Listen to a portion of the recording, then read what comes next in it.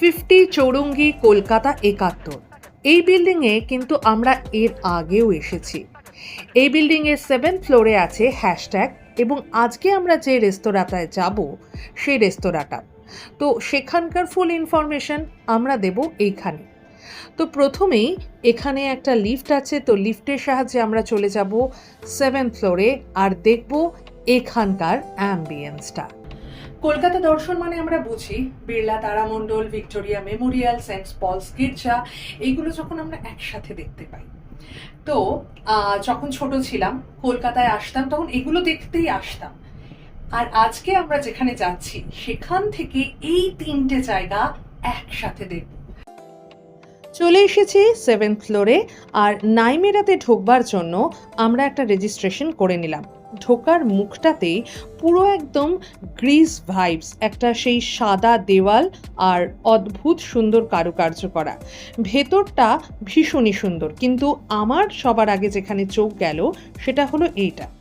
কিন্তু গ্লাসের ওপারে ছিল, খুব একটা ভালো ভিউ আসছিল না। ফ্লোর ম্যানেজার আমাকে দেখে ওনাদের যে স্লাইডিং দরজাটা সেটা খুলে দিলেন। সিলিংয়ের এই আলোটার মধ্যেও ছিল একটা নতুনত্ব। এখানে যে চলমান আলো যেখানে যাচ্ছে সেখানটা সুন্দর একটা রং দিচ্ছে, আর মাঝে মাঝে কিন্তু এই রংটা বদলাচ্ছে। আর ইনি হলেন দেবী নাইমেরা। এটা অ্যাকচুয়ালি একটা কাল্পনিক চরিত্র। কোনো একটা সিরিজে এই নামটা ব্যবহার হয়েছিল যুদ্ধের দেবী হিসেবে, তো সেই জন্যই এখানকার নাম সম্ভবত নাইমেরা। এখানে কিন্তু বারও রয়েছে। কোনো রেস্তোরাঁতে গেলে আপনি কতটা কমফোর্টেবল হবেন সেটা নির্ভর করে সেখানকার যে অ্যাটেন্ডেন্ট থাকে তাদের ব্যবহারের ওপরে। যেমন এই রেস্তোরাঁতে নিয়ম হলো বসার পরেই একটা সুন্দর জলের গ্লাসে জল দিয়ে যাওয়া। আসলে এই টুকরো টুকরো ব্যাপারগুলোই কিন্তু প্রমাণ করে দেয় যে সেই রেস্তোরাঁটা কেমন, কতটা কমফোর্টেবল। এখন তো প্রত্যেকটা রেস্তোরাঁতেই আমাদেরকে একটা করে মিনারেল ওয়াটারের বটল ধরিয়ে দেয়, তো সেটা আমার মনে হয় বেশ দৃষ্টিকটু। সেটাতে সেই রেস্তোরাঁটাকে আপন করা যায় না, আর অর্ডার করতেও খানিকটা বাঁধো বাঁধো থাকে, এই রে বেশি দাম হয়ে যায় যদি। আচ্ছা, ওরা 2 ধরনের মেনু কার্ড আমাদের দিয়েছিল। এখন এই মুহূর্তে যে মেনু কার্ডটা দেখাচ্ছি সেটা অ্যাকচুয়ালি অ্যালকোহলিক মেনু, তো সেটা তোমরা একটুখানি দেখে নাও। যদিও আমরা অ্যালকোহল নিই না, তো যাই হোক সব ধরনের আমাদের দর্শকদের জন্য এটা দিয়ে দিলাম। তোমরা একটু পজ করে প্রাইস আর সমস্ত কিছু দেখে নিতে পারো। ফুড মেনুতে চলে আসি, তবে এখানকার অ্যাম্বিয়েন্সেই আমি ভীষণ মুগ্ধ। হ্যাঁ, অবশ্যই এখানে কি কি মেনু আছে দেখব এবং ট্রাইও করব। অ্যাকচুয়ালি আমরা একটু খাওয়ার ব্যাপারে ভীতু, যেটা সম্পর্কে খুব একটা ভালো জানি না সেটা নেওয়ার কোনো ধৃষ্টতাই আমরা করি না। মোটামুটি আমরা দেখে নিয়েছি এখানকার কোন মেনুটা খুব পপুলার হয়েছে, যদিও 1 মাস এটা খুলেছে, তো আমরা সেই জন্য খুব শর্ট অ্যান্ড সিম্পল মেনু সেটাই অর্ডার করেছি। ভাবছি একটা পিৎজা নেব আর একটা ডেজার্টের মধ্যে কোনো একটা আইটেম নেব যেটার মোটামুটি কম্পোনেন্টসগুলো আমরা জানি। এখানকার ডেকোরেশন, বসার ব্যবস্থা, আসবাবপত্র সবই এখানকার যে গ্রিস থিম তার সঙ্গে মানানসই। বিশেষ করে আলোকসজ্জা, এই যে মাঝে মাঝেই পরিবর্তন হচ্ছে এখানকার আলো আর তার সাথে অ্যাম্বিয়েন্স, সেটা ভারী ভালো লাগছে। এন্ট্রেন্সটা খানিকটা এইরকম, যেখানে রেস্তোরাঁর নাম দেওয়া আছে আর অনেকটা সেই গ্রিসের যে ওয়ালগুলো আছে সেই মতো। Hello everyone, welcome to Warm Passionate Traveler. Shakes and smoothie, এই পার্টটা থেকে আমরা এই ব্রাউনি বুম শেকটা নিয়ে নিয়েছি। শুধু এখানে জানতাম ব্রাউনি আছে, হুইপিং ক্রিম রয়েছে, তার সঙ্গে এই চকো চিপস আর চকো স্টিকগুলো আছে। তো কম্পোনেন্টগুলো যখন মোটামুটি জানি জিনিসটা অর্ডার করাই যায়। আর নিয়েছিলাম একেবারে সেফ সাইড চিকেন পিৎজা। তো এইটা আমাদের বেশ ভালো লেগেছে, ক্রাস্টটা ভীষণই পাতলা ছিল আর খেতেও ছিল অসাধারণ। আমাদের 3 জনেরই এই আইটেমগুলো ভালো লেগেছে। আর হ্যাঁ, অ্যাড অন রূপে ওরা কিন্তু দিয়ে দিয়েছিল অরিগ্যানো এবং চিলি ফ্লেক্স, যদিও ওটা খুব একটা বেশি ইউজ করিনি, তবে এই পিৎজাটা ছিল একেবারে চিজি।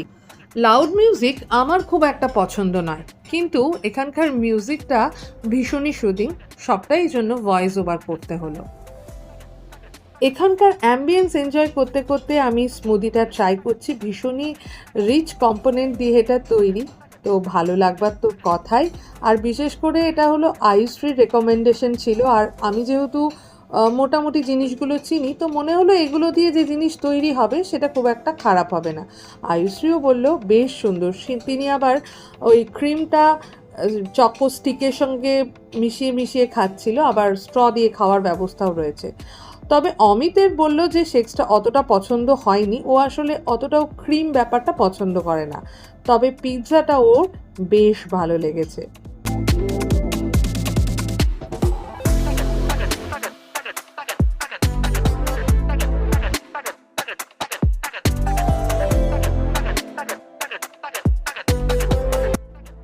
একটা ছোট্ট স্টেজ, আর সেই স্টেজের উপর একটা খুব সুন্দর মিউজিক চলছে, এটা অবশ্যই এটা ওরা ডিজে মতন বাজিয়েছে, আর তার সঙ্গে স্ক্রিনে যে ছবিটা আসছে সেটাও বেশ মানে শিল্প নৈপুণ্যতার পরিচয় পাওয়া যায় বলা যায় আর কি। আর আমি বারবার ঘুরে ঘুরে এর চারপাশটা দেখছি, ফুড এনজয় করছি, আর চারিদিকের লোকজনও দেখছি। আমার মনে হয় এর থেকে ভালো উপায় আর কিছু হতে পারে না। আর এই যে সবচেয়ে সুন্দর ভিউটা, ভিক্টোরিয়া মেমোরিয়াল ভিউ, যদি আমরা সামনেটা বসতে পারতাম তাহলে একদম সামনে থেকে ভিক্টোরিয়া ভিউটা পেতাম, কিন্তু ওরা বলল না, এখানে বসা যাবে না, সম্ভবত ওটা রিজার্ভ ছিল।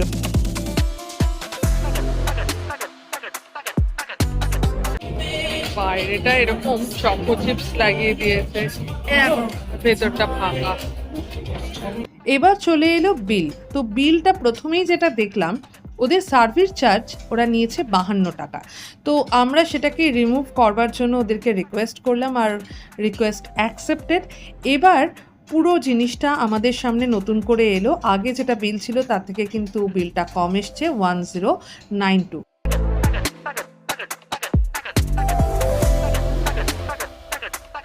এখানকার লাইটগুলো কিন্তু কোনো সময় ডিম হচ্ছে, কোনো সময় ব্রাইট হচ্ছে, এই যে কোনো সময় একটু লালচে হয়ে যাচ্ছে, আর এটা পুরো একটা মাড ওয়ালের মতন।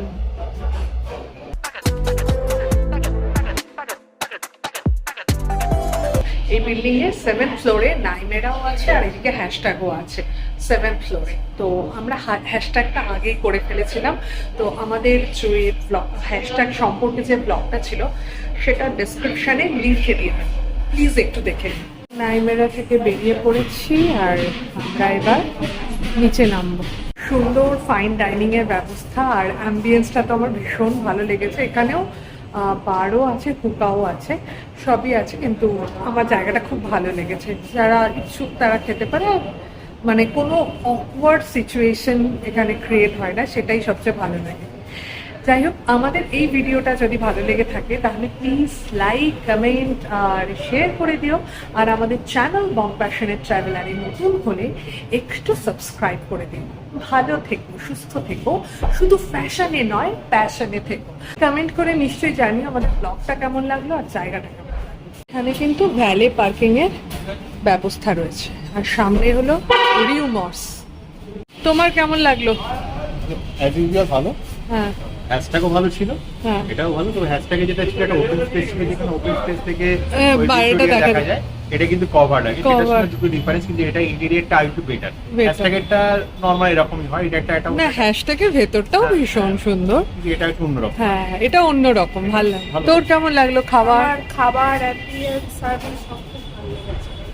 50 চৌরঙ্গি থেকে বেরিয়ে পড়লাম, আর এখানকার সবচেয়ে কাছের মেট্রো স্টেশন হলো রবীন্দ্র সদন।